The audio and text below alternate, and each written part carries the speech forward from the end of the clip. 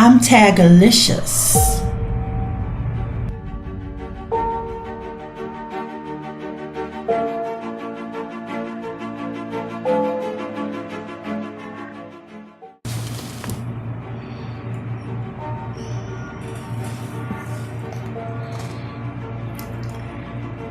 I don't know if you can see this, but like my face is all broke out like in hives. I'm not sure what shows up on camera or not. But I say that just to let you guys know I'm in a lot of pain right now. So please bear with me. Today's tag is the Lammas Tag. If you want to know more about llamas, I wrote a lot of it down in the description for you. Since I tend to be a little long-winded and I didn't want to take up a lot of video time. Okay, so the rules for the Lammas Tag is pretty straightforward. There's only 2 of them, so that's always a good thing. The first one is give the title of your work in process and a brief little summary of what it's about. And the second one is try not to use the same character twice if you can help it. It's not always doable. Okay, so getting right into it, let's do this.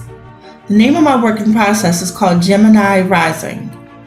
It has a lot of madness going on, but the basic premise is, it's the story of twins who were separated at birth by an evil tyrant who decided he needed to rule shit. And in separating them, it stopped the prophecy that was supposed to be that once they came of age, they would be of great power and pretty much unstoppable, that kind of thing. I'm terrible at summaries, so bear with me on that one too. First question, bread. Which of your characters would be willing to break bread with an enemy? In this tale, there weren't many. But if I have to choose, I would say Emiri Lida. She would do whatever she had to do to have peace in her adopted realm. And since becoming the Emiri, which is basically the queen, the high queen of that realm, she has done everything within her power and abilities to make things better for everybody. And even though she's an off-worlder, she's originally from the Terran realm, she has proven her loyalty to this realm, and she is very much loved. So she would make a great ambassador and someone who could try to make peace. Question number 2, feast. What kind of meal would you prepare for your cast and who would you invite? Now, even though I'm a really good cook, I hate cooking with a passion. I hate it. So what I would do is I would get those teens, Sin, Cherika, Leary, and Daylor, and whoever else they could find, and get them to cook all the darn food. They would prepare a great feast that they would give out to the less fortunate, and I would have them do the serving and all that jazz. They would especially reach out to the foundlings, which are young people who are orphaned for whatever reason. Their parents died or they were in war, or it doesn't matter why, they don't have anybody anymore. I would do this feast in order to honor them, to let them know that they are not forgotten. Just because they have less doesn't mean they are less. Number 3, mastery. Which character has the most interesting skill set? That is easy. That would be Daylor. Daylor is brilliant on all fronts. He just is. He's a savant or something. He's a sponge. You can't put him near something, he just doesn't get it. He's amazing. His gifts and talents go even farther beyond than his own friends even know about, because he's a studier and he likes to learn as much as he can. So above his goddess-given gifts, he works on what he does have and he builds it even more. But he is happiest when he's just at his Emiri side, protecting her the way she protected him when he was a baby. Number 4, preserves. What trial does your character struggle with the most? And what trial would you have the most difficulty with? For that one, I have to give you two characters. That would be Sin and Sherika, the twins. Now, Sin struggles with the pain and loss of his sister and the added burden of feeling as though the responsibility of retrieving her falls on him. And Sherika struggles with discovering the fact that the people she was raised to hate are her family. I'm not sure what part I would struggle with in the story. Actually, I do know. Oh my God, but I can't even say because there's a scene in the book where Daylor has to do something really terrible and it kills him, but he has to do it in order to survive. So I would struggle with that, but I'm not going to say what it is because it's really kind of fucked up. Number 5, corn. Who would you take in a race through the corn maze? Corn mazes freak me out. Actually, mazes freak me out. I do not know why. So for this one, I would take Emir Tanjiro. The Emir, which means high king, he would protect me and make sure I was safe. Plus it would be his maze, so he would know how to get in and out of it, which will probably, given his personality, have him tease me a little bit, like we were lost, but at no point in time would I not be safe in. So I would take him. Why I wouldn't feel safe in the maze, I just still don't know. I think it's a Minotaur thing. Number 6, regrets. What is your character's biggest regrets? They all have regrets. So, but the first one that came to my mind was Beitor Xander.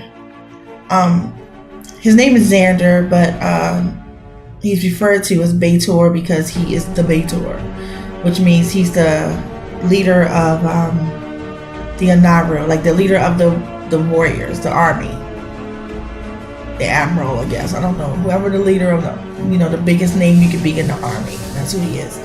And so they refer to him as his title more than his name. Just a little bit on that. The reason why he comes to mind first, though, is because he feels the most regret and the most guilt from when the twins were kidnapped. He was only able to save one. And even though they used all kinds of magics to turn back time, to try to retrieve Sherika, they were never successful. And so no matter what scenario they played out, they always lost her.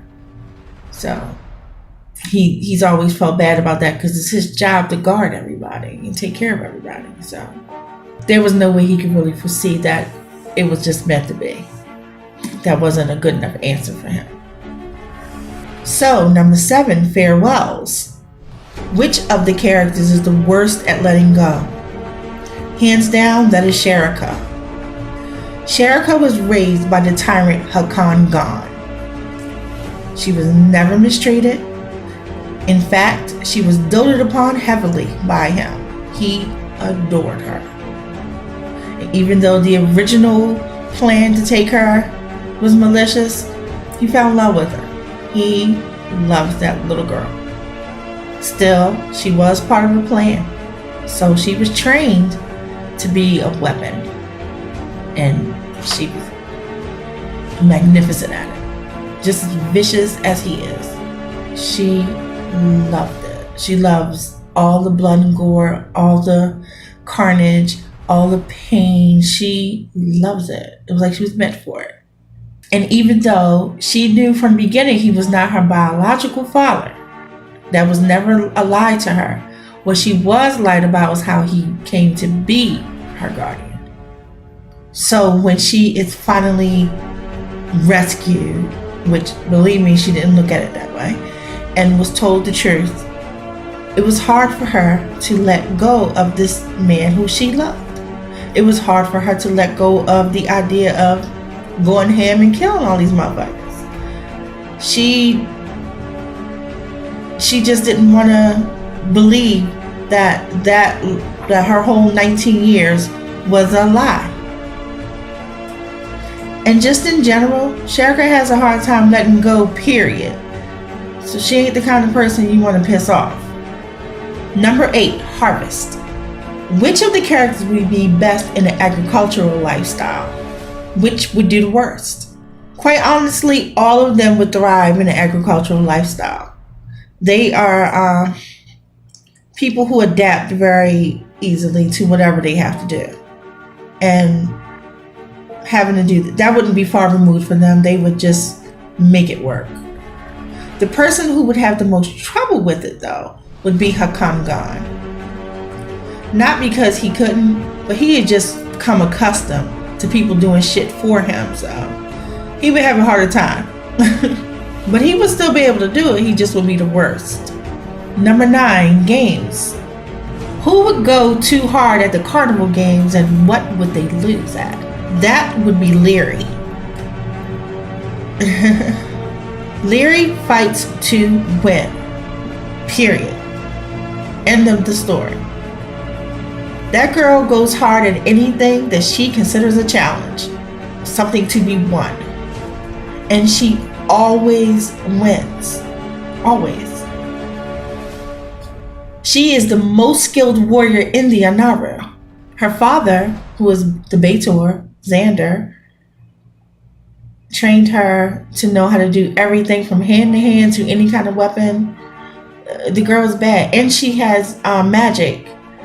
Is latent, but she does have it. So she ain't no joke. Now what she would lose at would be something that required luck instead of skill. So any of those little games where you had she didn't have any hands in it, then that's something she could lose at. But it's also something she would not be interested in playing. So, number 10, bad habits. Which of your characters' bad habits affect them the most? This one was kind of hard for me. So I'm just going to say Dukanna, but not so much because of her bad habits, more along the lines of her unpredictable mood swings. Dukanna is a spirit. She's a goddess, for lack of a better term, and she's not a good or bad one, but it could come off good or bad depending on what mood she was in. So that alone affects everything and everybody, including her in a certain way. So I guess she kind of has a bad habit of not giving a fuck, and that affects her in the way that she is worshipped. There you go. Made it work. Number 11 is trade. What is the biggest trade in your setting? Fortunately, the biggest trade will probably be slaves. And they are acquired by two means. The first one being war, and the captives, the ones that aren't killed, are kept. And they're used for whatever Hakam Gan wants, from his twisted sex games all the way to being warriors for his side. The second way that they are acquired is basically word of mouth that he's been doing a lot of raping and pillaging, so to speak, and he'll send out ambassadors to go talk to leaders of planets and planetoids ahead of time to let them know, hey, give me some of your young and we won't kill you all. And some people have agreed, as opposed to the war and bloodshed. So, yeah, not a nice guy. 12 is Scythe. I love saying that word, Scythe. Which of your characters is closest to death? I'm going to have to give that to Ahriman. Because, Ahriman. Horrible person. If you can even call him a person. Ahriman is a bloodthirsty maniac. He has killed more people by himself than his highest ranking troop have altogether. He is sick and vile. And as you can see through the pictures that I chose, he goes through a really nasty physical transformation the worse he gets as well. He used to be considered one of the most beautiful people in the realm, and now he's the most grotesque. And finally, 13, witchery.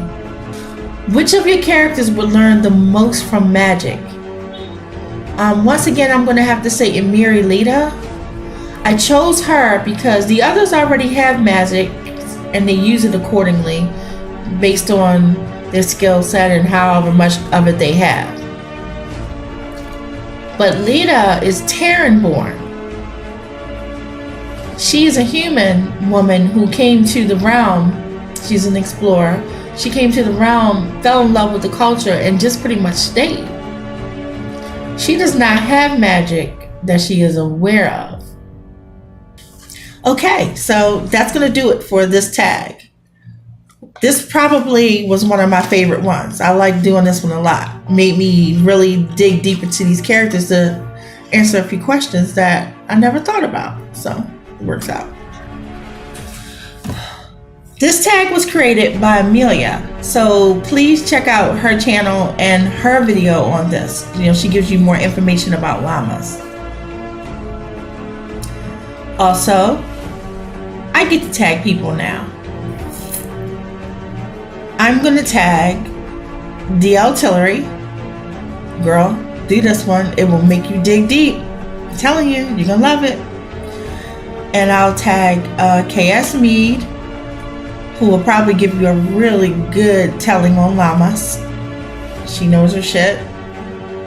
So those are my only two people I can think of to tag that aren't already tagged on it. But anybody who wants to do it, of course, do it. And please let me know below if you do. Thank you so much for joining me again this Thursday. And as always, you know what to do.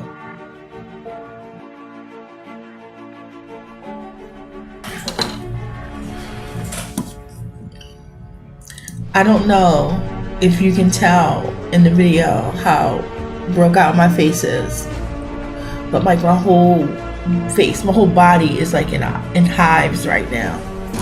Can you see?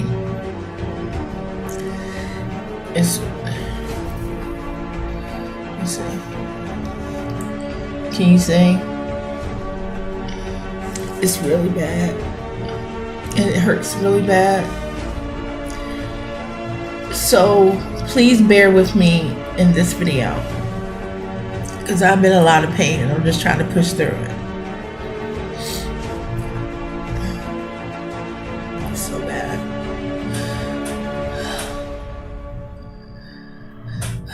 But okay, here we go.